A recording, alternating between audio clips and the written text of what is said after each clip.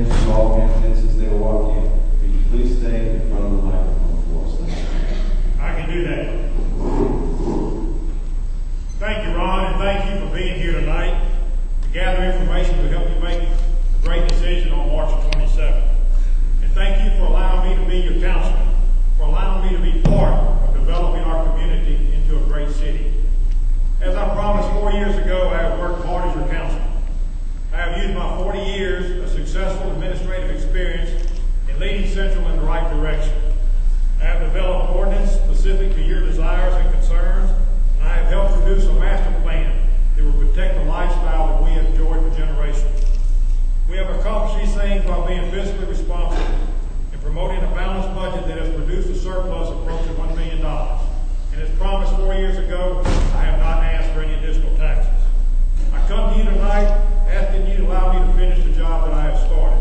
I pledge to you that I will work just as hard, just as caring, just as fair, just as eager, and just as passionate, and just as responsible as I have in the past. Thank you.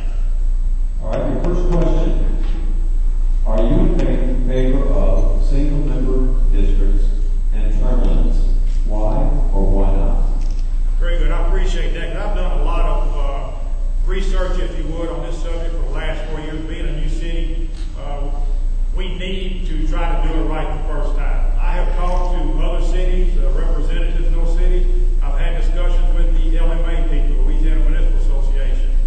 I've talked to cities that are single-member districts and talked to cities that are at large. I've talked to cities with a single-member to at large and vice versa. The people that are into politics real heavy at the Republican National Committee the other day, they had the same answer. We are better off at this stage in our life as a city by being at large. The reason being is all representatives are concerned about the whole city and not just your individual districts. This does many things in accomplishing our goals, plus it will not cause special interest groups and more politics than what we have right now. And what about the term limits? Term limits, I believe that the citizens ought to decide on term limits. If you think that I've got my time in and I've done all I can do, vote me out. But if you think that people are doing a good job, vote them in. I think that people should be responsible on a case-to-case basis on that. All right, your second question.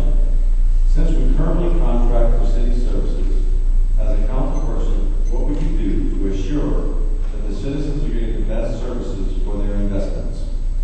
And that's a great question. And again, I've done quite a bit of research on this. I did a study just recently, and I took the amount of our general fund budget compared to our population, and I discovered that we are spending $187 per citizen per year to provide city services to the citizens of Central. I checked with the city of Baker. They're spending $569 per citizen per year. The city of Zachary is spending $860 per citizen per year. Port Allen, $928, and the city of Denham Springs is spending $1,130.